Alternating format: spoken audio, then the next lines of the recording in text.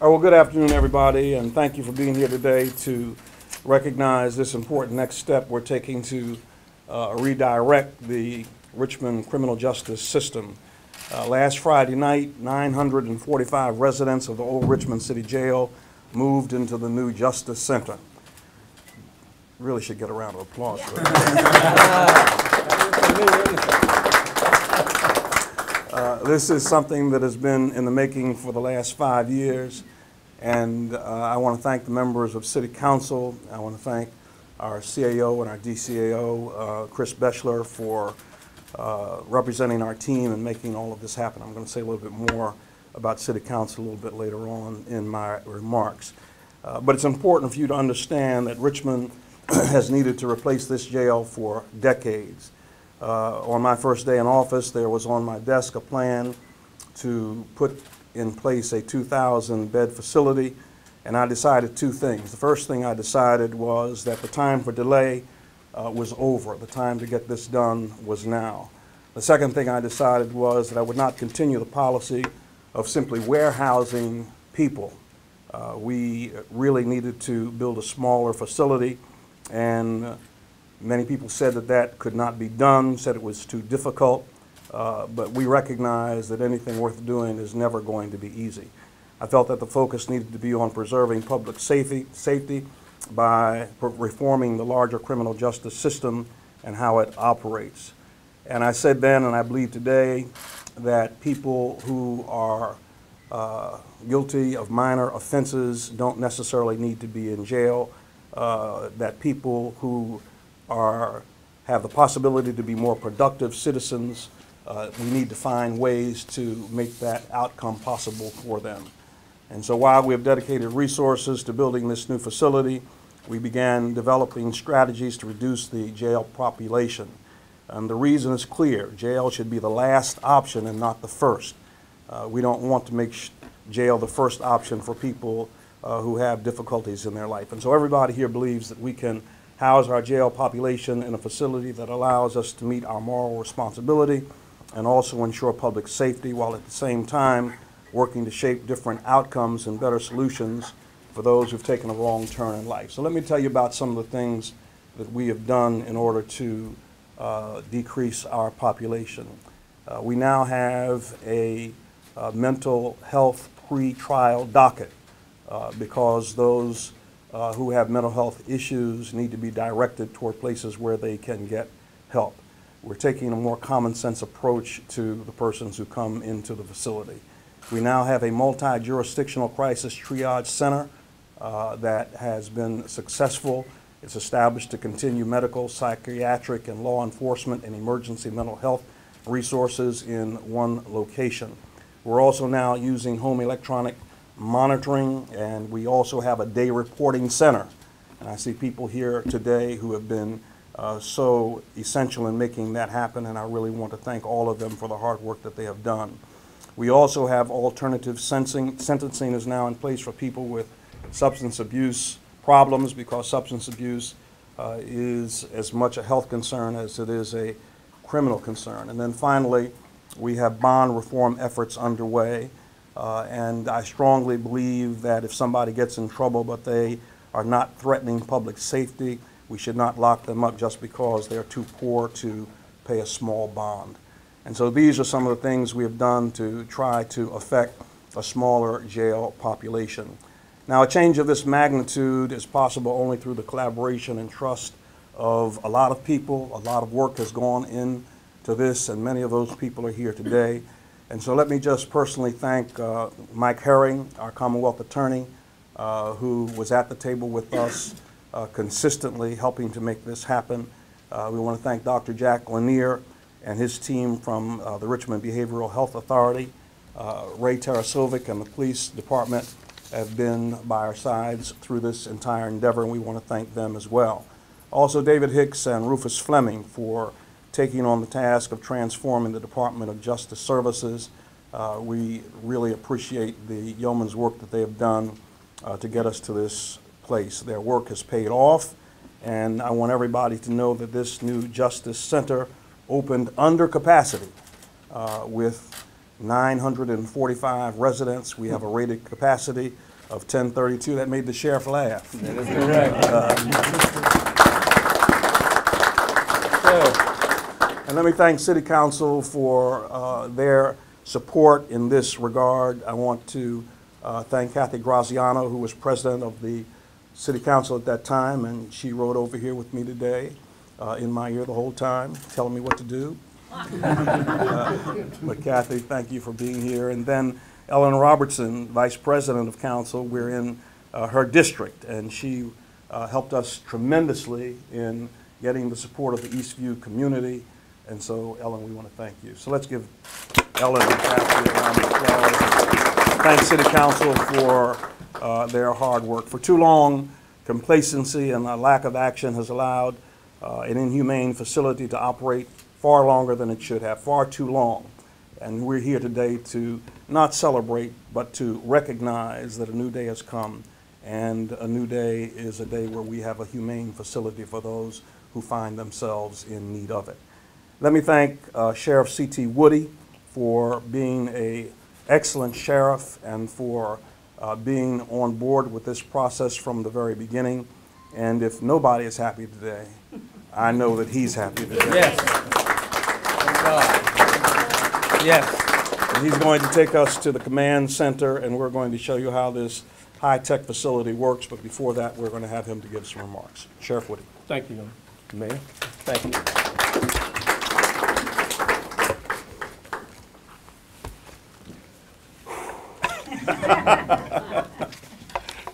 Good afternoon. Good afternoon.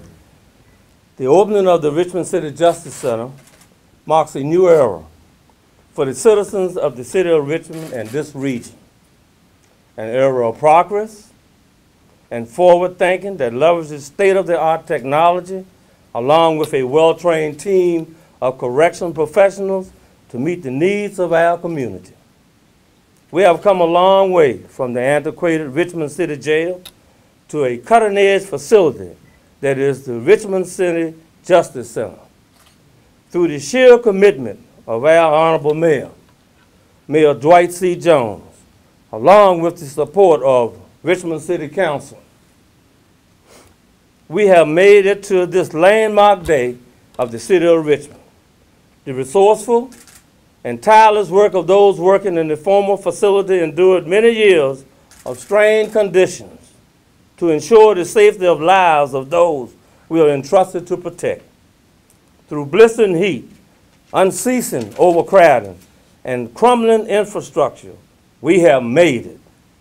The people of this city are now afforded a criminal justice facility that meets the needs of its correctional system and one that is equipped for both the challenges and opportunities of modern times. Now, we will no longer be confined to the parameters and the capacity of a facility built for another era. As many of the new facets and features of this facility have been well documented, I will not detail them today. However, what I must highlight is that this world-class structure resulted from a rigorous process and the work of a top-notch multidisciplinary team. Through the efforts of many, we are able to maximize efficiencies through technology, insightful architectural design, adaptive training models, and strategic operations. We can now have a facility that is in step with Richmond's strides towards a brighter future as a national model of a capital city. Thousands of people are processed through the jail every year, and these men and women have families and communities they will return to one day. With increasing complexities in our society, I'm not sure if this number will be going down. However, overcrowding in our facility can, in part, be determined by the citizens of Richmond.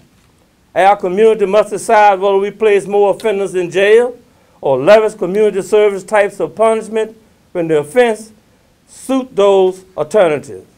We will continue to work with the Commonwealth Attorney's Office and the judges to further develop alternative sentencing options for appropriate nonviolent offenders. Repeat, nonviolent offenders. To be clear, while this facility is indeed modern, shiny, and new, it's not designed or intended to be a luxury stay. We are not striving for a 4-star rating in creature comfort. In the final analysis, it is about securing those who need to be secured and ensuring the safety of the community and those working, volunteering, visiting, and residents living within these walls. What we must also remember is that those living within these walls will not be staying within these walls. These men and women will one day be released back to our communities and will be our neighbors, co-workers, and the parents and grandparents of our community's children.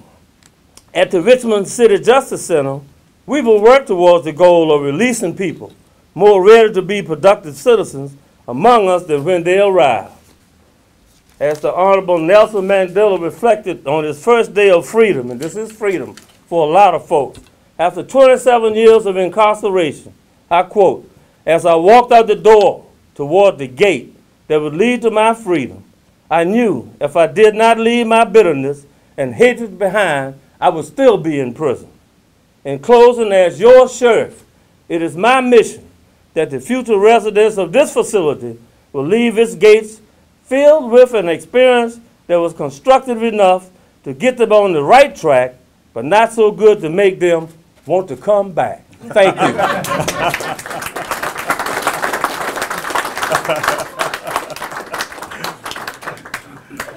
All right. All of those who worked on our alternatives to incarceration team, just raise your hand, would you? Let's give them a round of applause. They did wonderful. So let's go down to the command center and we'll do the questions there. All right.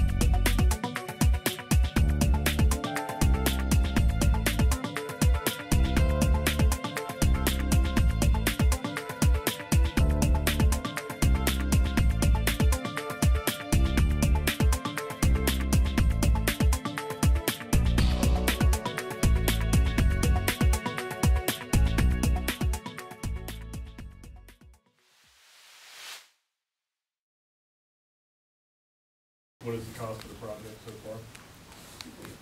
Chris? Today we spent approximately $107 million. The total cost of the project is $133.6 million, And we're on budget. and we're on budget. Sheriff, I wondered if you could speak to some of the things here at the new facility that will make this a better place to house inmates, specifically medical triage unit, air conditioning, some of that stuff.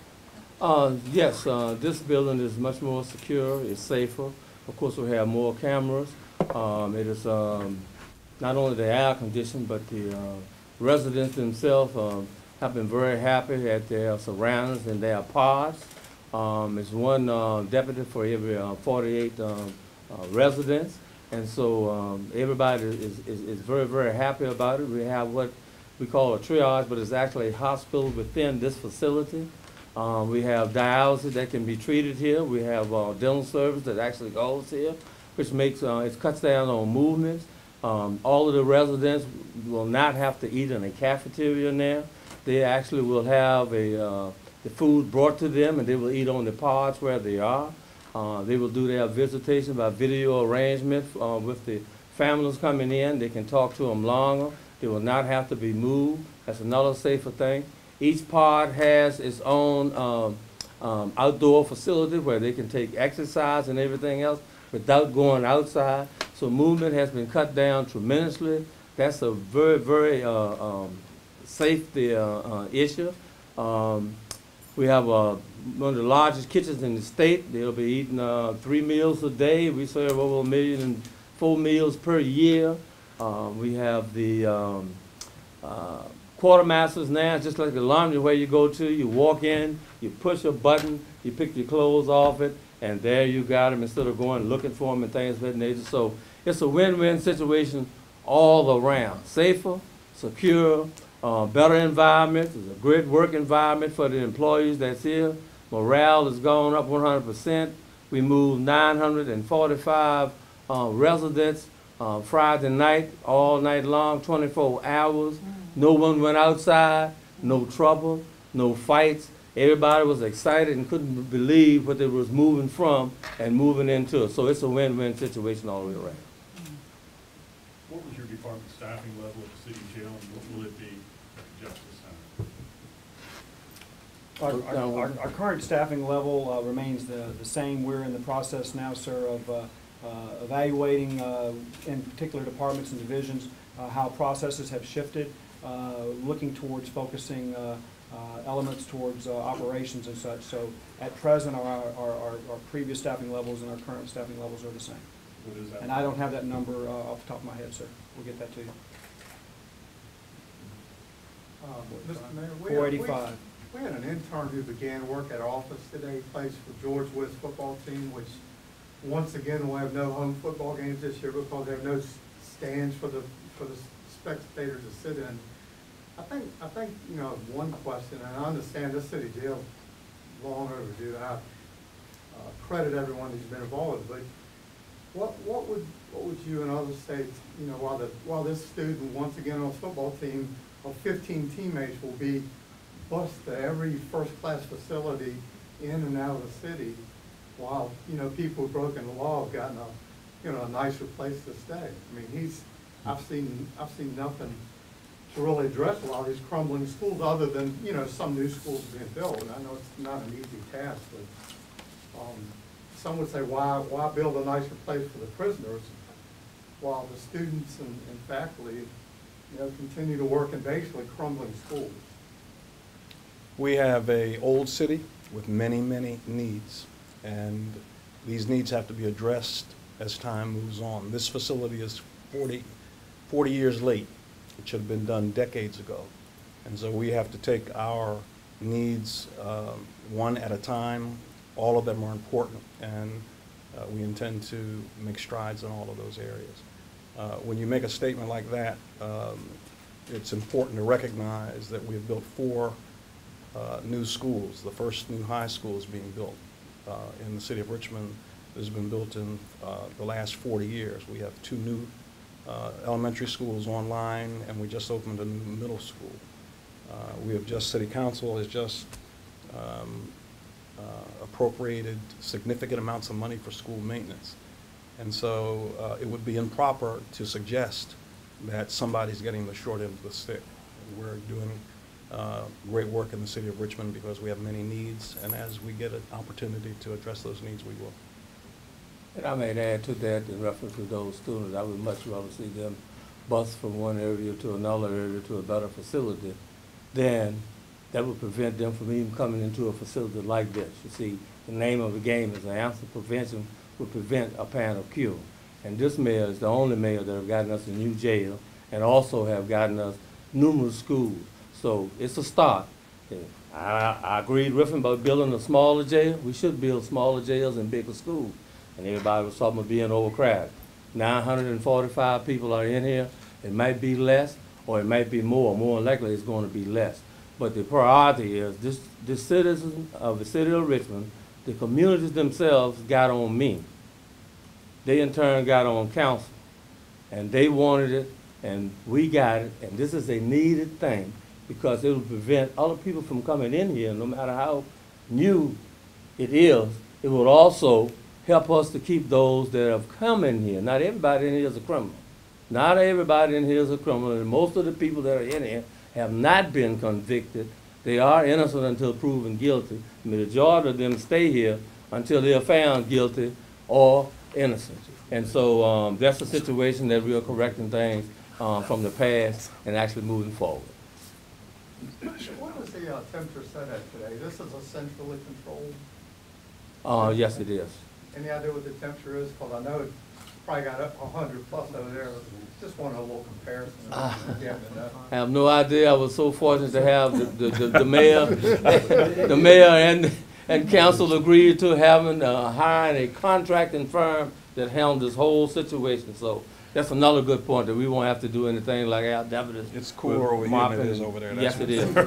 So, How many men are here versus women? Do you know that? There's approximately 100 females here, probably Yes. just shy of that. When was the last time the old jail was under capacity? not since my tenure. Is that we've averaged from 1,300 to 1,500 people since 2006, and I'm sure it was the same prior to me becoming sheriff. It never has been under that. This is the lowest number that it has been since I know of, and records dated back to that. It never has been that more. And I owe thanks to Harold Clark of DOC. They got the majority of their people out here that was out of compliance, and a lot of things worked, and so a lot of people worked in partnership together, and we have gotten a lot of people out here within the last 3 or 4 months, to include the help from the alternative sentencing and all the programs that the mayor just announced. What do you envision as your next big project, Mayor Jones? Anything particular? Man, you know, I know money is limited, so do you have anything else on the horizon that's sort of interesting? The announcement is forthcoming. I do want to give you some information on MBE participation. I'm very proud of the fact that this facility has 47% minority participation, and that represents $50 million. Also, 44 firms were utilized. Also, the project was completed with a strong safety record. We were below the Department of Labor statistics for safety on the project, and so we want to congratulate those who were in charge for making sure that it was not just a project delivered on time, but our people were safe as they were building the project. Okay. All right, thank you very much. Thank you all for coming.